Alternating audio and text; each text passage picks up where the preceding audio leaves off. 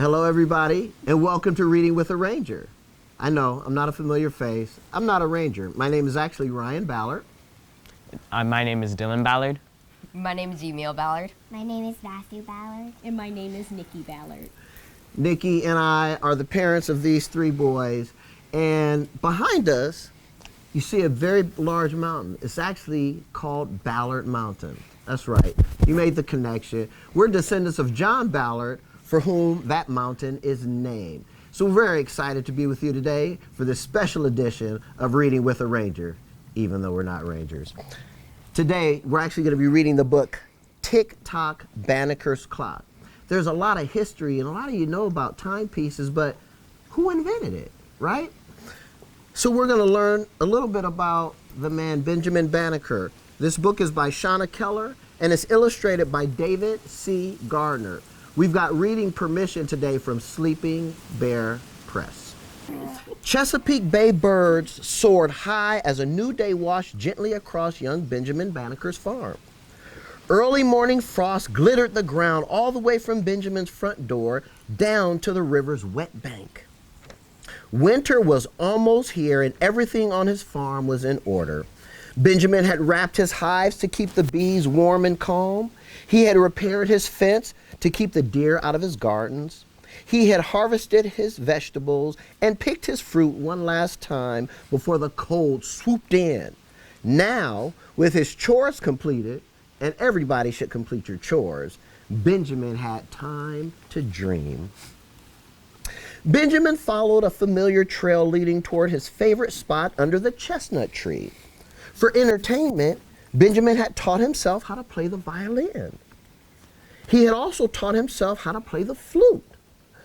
On hot summer days, the tree shaded him while he played his instruments, blending his soft music with the birds' songs. I wonder if anybody here knows how to play a violin or a flute. Well, today, sunlight danced through the bare branches as Benjamin sat down. He hardly noticed the cold ground beneath him, nor did he enjoy the beauty of the chestnut tree. Today was different. Today was quiet. He didn't bring his flute or his violin to play. In his hand, as you can see here, was a different kind of instrument, a small pocket watch. Benjamin had borrowed the watch from a gentleman in Elk Ridge Landing. This was the first pocket watch he had ever seen. The gentleman knew Benjamin was clever, and he was happy to share his timepiece. He trusted Benjamin and was curious to see what Benjamin could learn from a pocket watch. Benjamin held the watch to his ear. It fascinated him. How did it work? Why was it ticking? And how did the little hands move so smoothly? He knew there were gears inside of it. He could hear them ticking and clicking. He thought of the gears he had seen in the mills. They were far too big to fit inside a pocket watch, though, but the idea was the same. Gears connected together to turn things. He just didn't know how they fit exactly. Benjamin wanted to find out. He was curious, like many of us. Knowing he had permission from its owner, Benjamin carefully took the case backing off of the watch.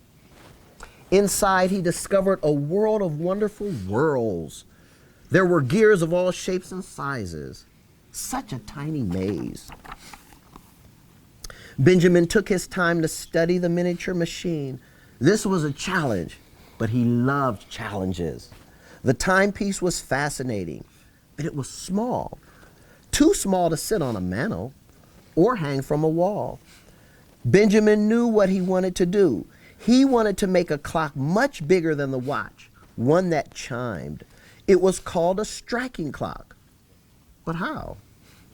It stood to reason if he wanted a bigger clock, he would need bigger clock parts. But first he would need a diagram, a picture to explain how the pieces fit together. Benjamin remembered his mathematics skills. This is why math is so important. You will use it for the rest of your life. With a proper scale, he knew he could make something big into something small, or something small into something big.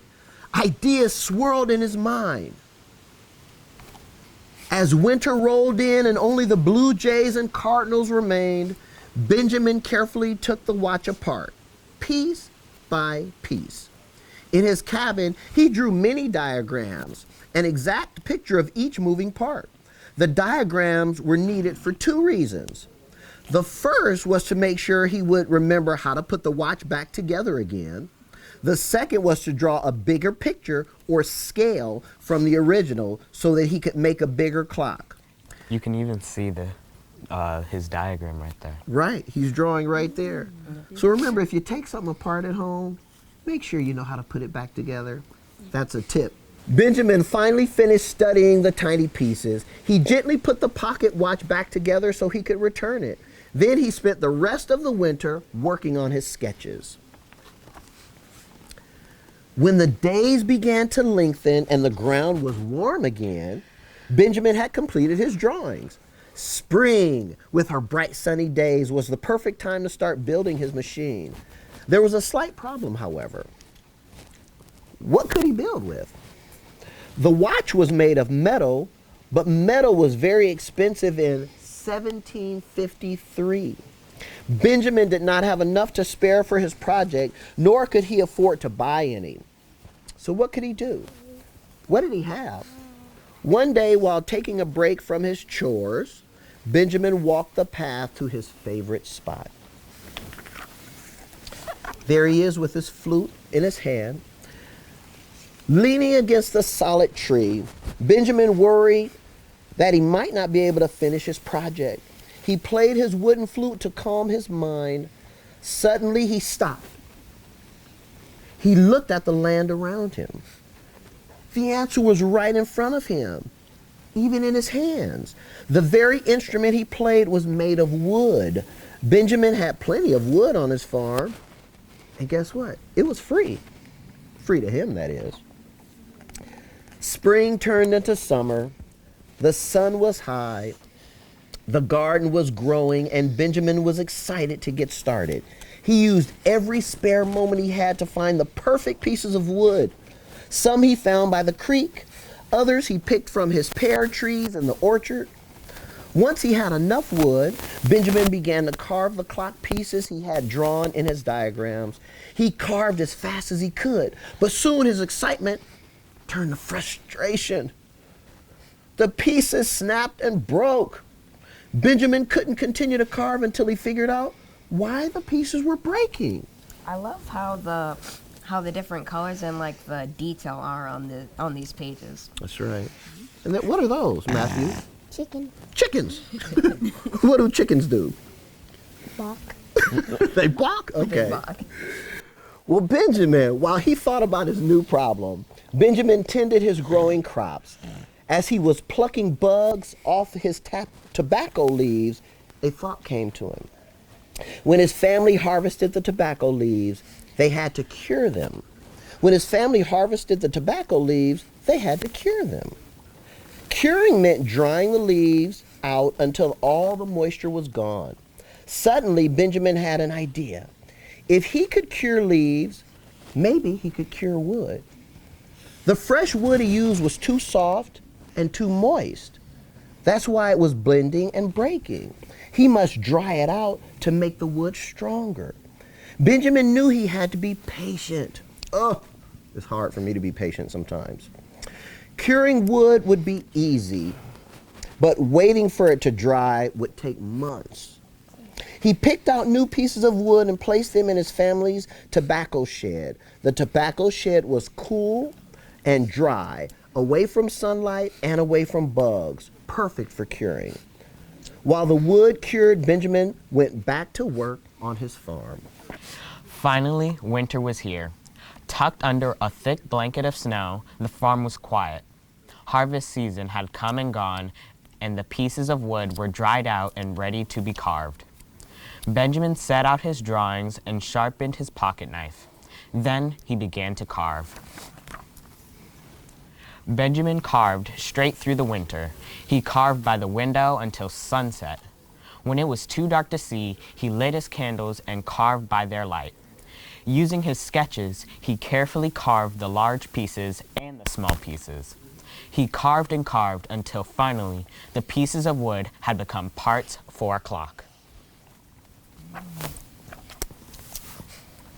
By the time spring returned, Benjamin had finished carving all of the gears and wheels and small pins he needed to hold the wheels and gears together. He had even carved large pieces into what would become the clock's stand and the case. Benjamin had every piece he needed, every piece except just one. There was one piece he could not make from wood, the bell. You can't make a bell with. Yeah, you can't make a bell with wood. wood. Yeah, it won't sound like a bell. Yeah. What is bells made out of anyway? Well, listen, Metal. and he'll tell you. Benjamin bought his bell from a small shop in Elk Ridge Landing. His neighbors were excited to hear all about his clock project. They couldn't wait to see it once he was finished. With all the clock's pieces now ready, bit by bit, Benjamin began to fit everything together. He used his drawings to guide him.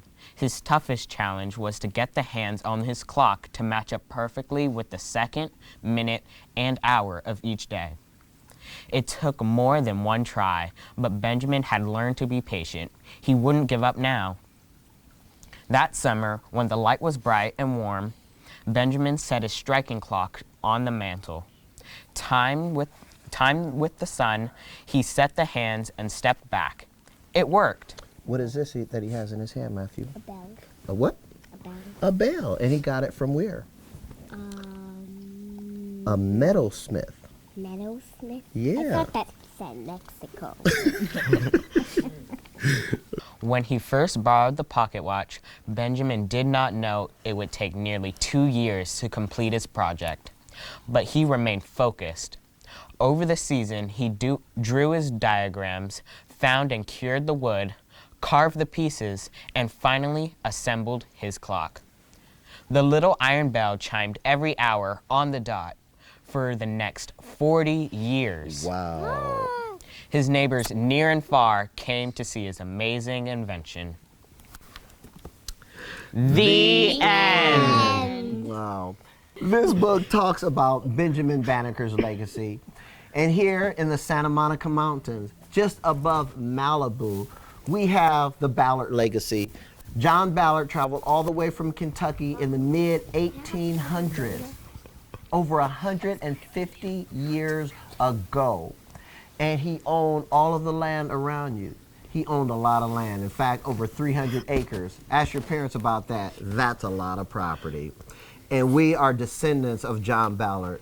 And we hope that you'll take the time to learn a little bit more about Benjamin Banneker. We'd love it if you learn more about Ballard Mountain, but especially learn about your history, learn about your legacy. It's extremely important. Have a great day and thanks for joining us. Bye. Bye.